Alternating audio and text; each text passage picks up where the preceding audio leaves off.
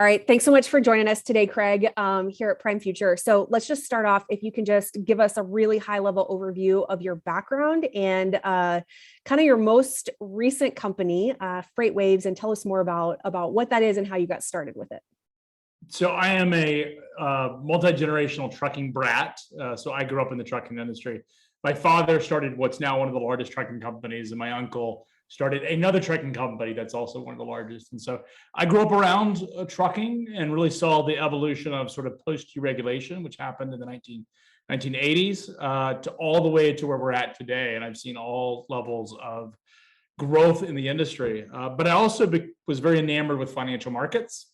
And if you think about financial markets, there's really a couple of things beyond trading. It's information and data and news that really drive markets. And so really the impetus behind FreightWaves was to create a real-time information source for the global supply chain and freight industry.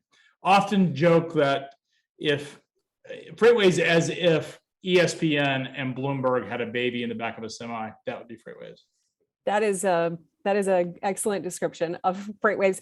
So when you started the company, what was like the really compelling insight that you had that said, this needs to exist?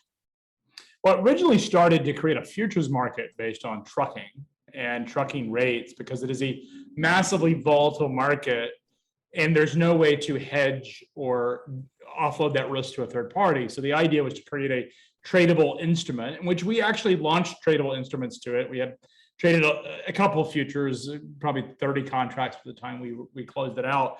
But that wasn't very successful. And a lot of it had to do with the lack of information that was in the market. It's a very opaque market. And there wasn't a real-time data service that provided information so that people could trade off of it. And there wasn't uniformity in the freight market. So we've tried to focus on all three of those things. Sort of the byproduct of creating a failed venture, if you will, is that you find what is working and what customers do demand. If you survive long enough to do it, that's always the key. Have enough capital to survive.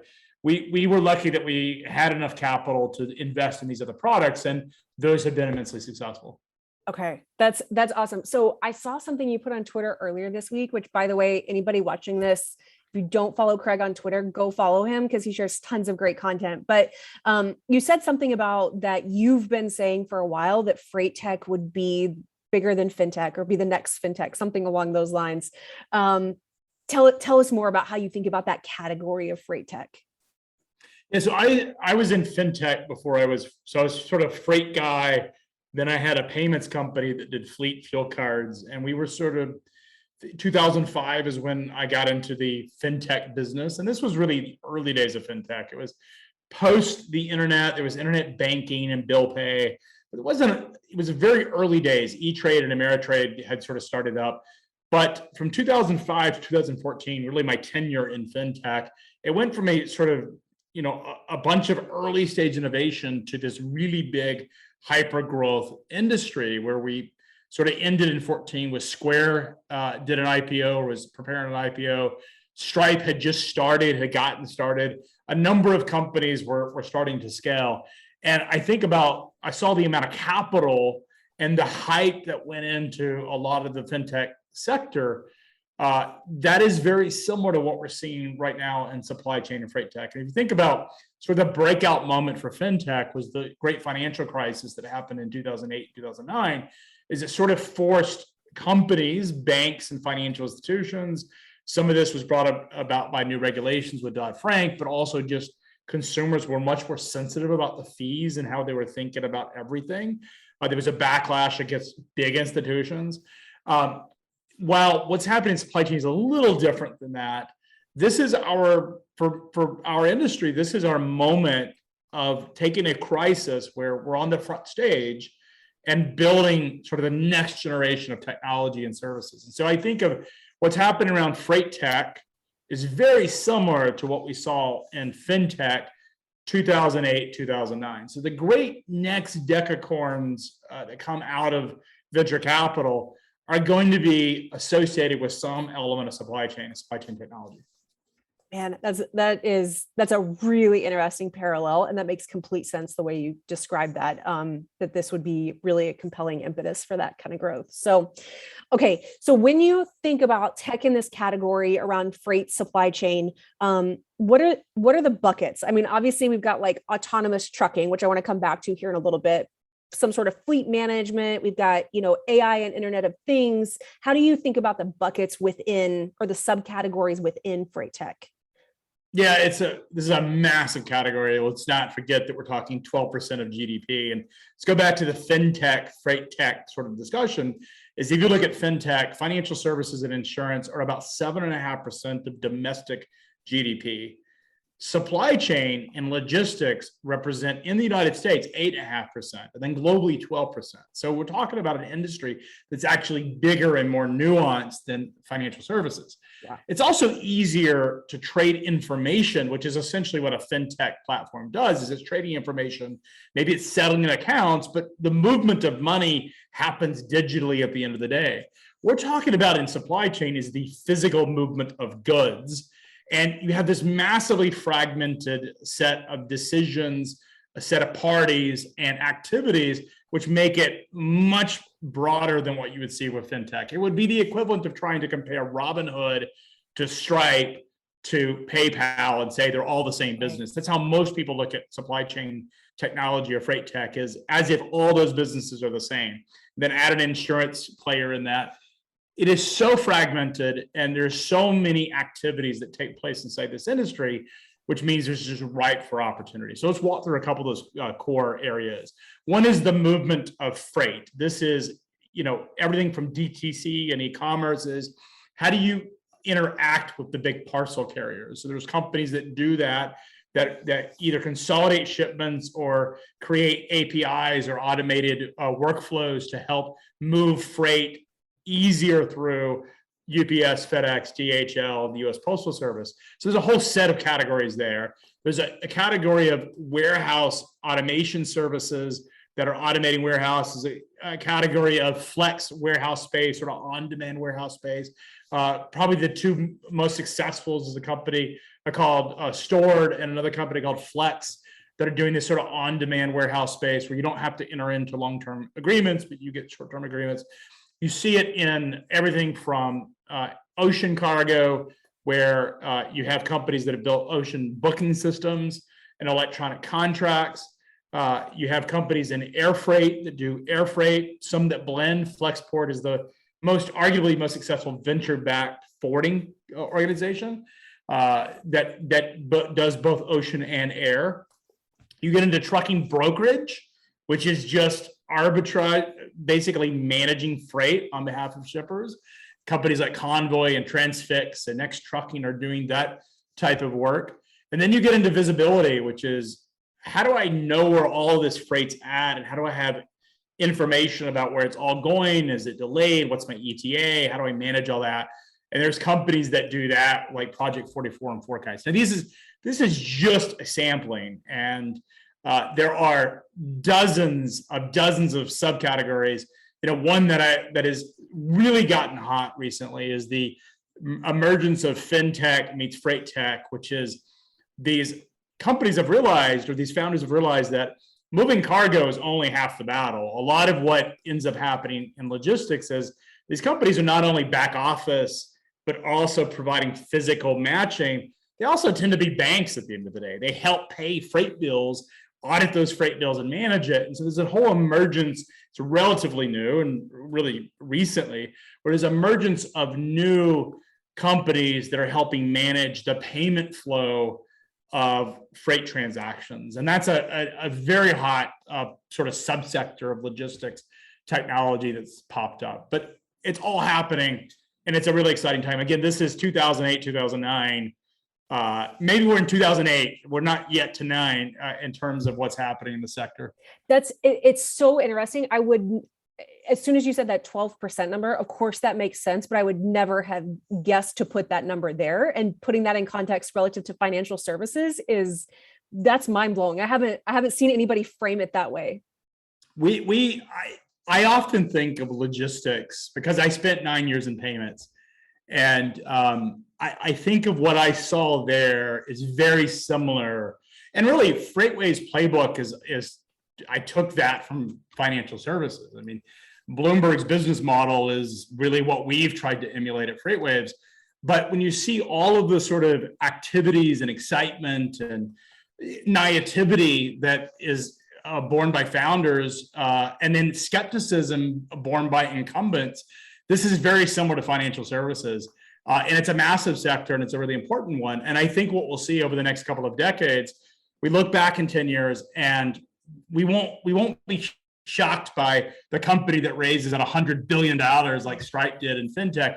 We will see that happen. It may take, many years to get there, but we're going to see some companies that emerge from this part of the cycle that go on to be the great leaders of tomorrow. Absolutely. Absolutely. So, okay, logistics is obviously the space that's, as you said, getting all of this new attention. And we didn't talk automation. We didn't talk autonomous. Like, we just talked about the nuts and bolts. Well, let's do that. Yeah, let's go there. I think, at the end of the day, all of that stuff is great. And it plays well. The broader media loves it. We cover it as well at FreightWaves.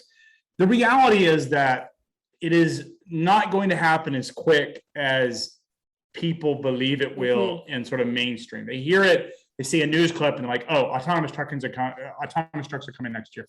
That's not the way it's going to work. This stuff is 10, 15, 20 years out. Now, it's massively transformable of our economy and will completely transform everything, but it's not something that overnight's going to happen. That's getting all the attention is autonomous trucks and robotic and automation.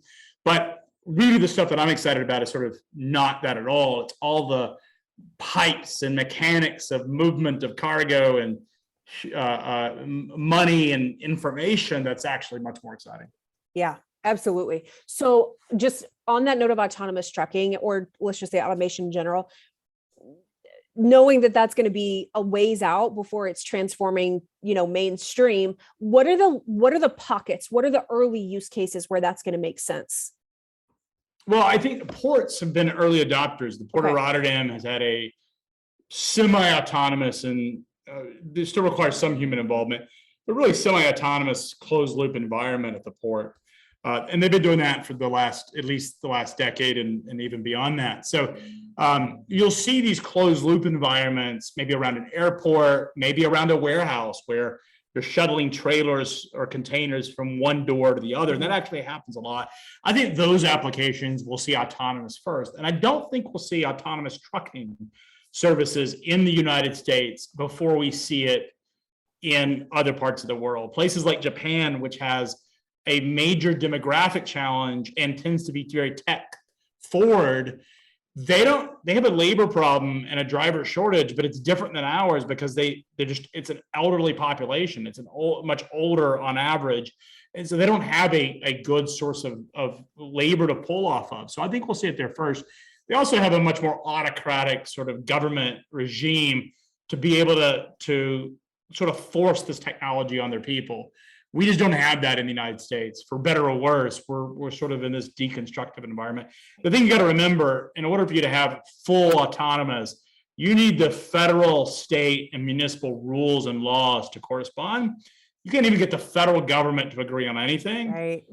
Just imagine the difficulties of having to have the states. I mean, I think the vaccine mandate is probably a pretty predominant discussion, because you have states that, against their own interest, are saying you cannot mandate vaccines to our people, even though all the evidence is there.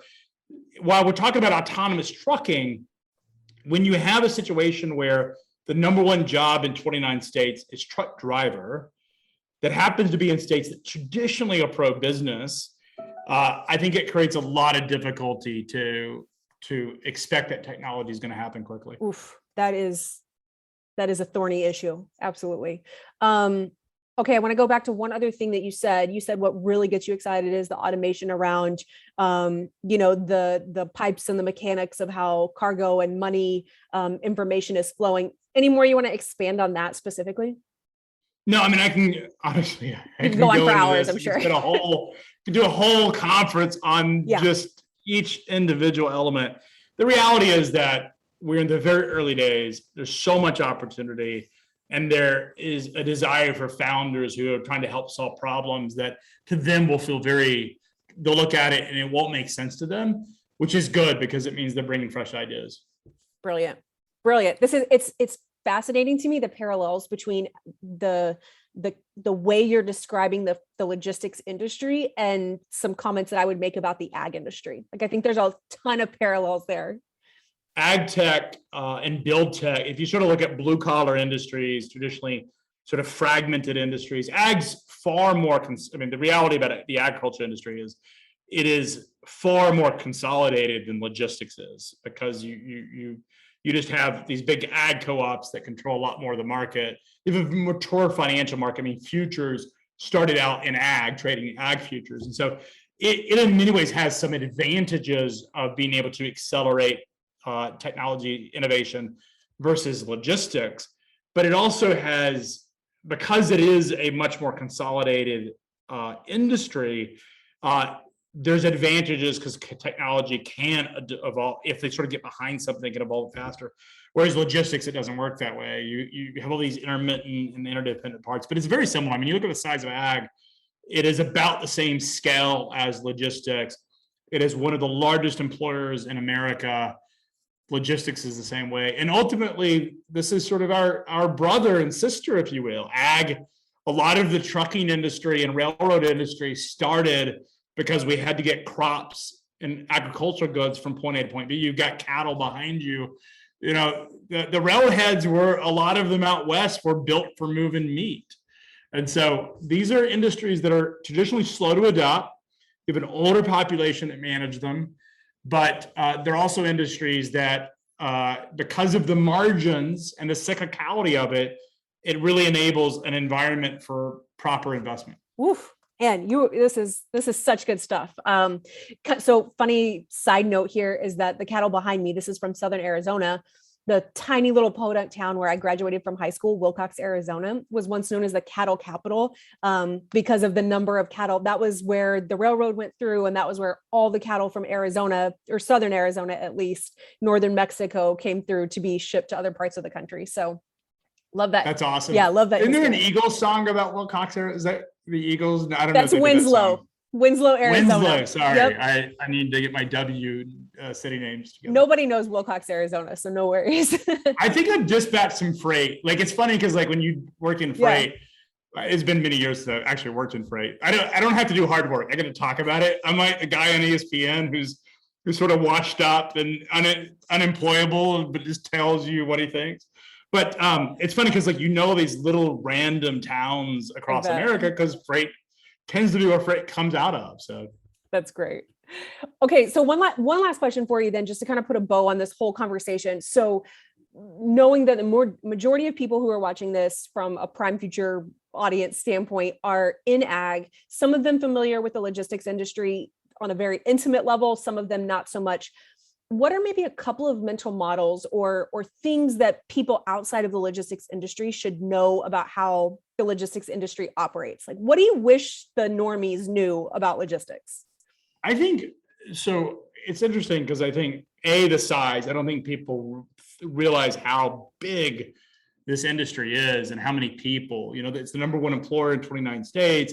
There's 8 million people in the United States employed in logistics and 100 million over the world. So it's a massively important sector of our economy. And it is the physical economy. You can't sell agricultural products unless you can transport them. Transportation costs have a lot to do with the overall cost of the finished goods.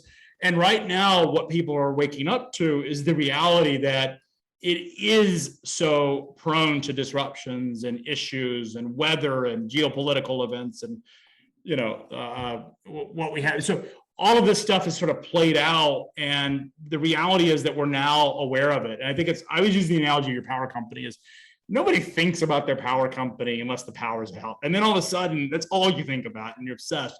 Logistics is the same thing, is nobody's thinking about how does this product move from point A to point B. If you work in it, it's a little different. But you're not thinking about it until it's not showing up. And then you're like, why is this ship or these ships sitting off the coast of Southern California? Like, what's causing that? the end of the day, the market has always worked this way. There's always been issues. We just have never had so much freight in the economy at a time we have so few people that are willing to drive trucks and work warehouses. And it's just this massive bottleneck. Excellent. Okay. Well, Craig, I really appreciate your time today. This is fantastic context and insight. So thanks for joining us today. Yeah, I love it. I'm a huge fan of the ag market because it's going through sort of similar cycles in some ways. Absolutely.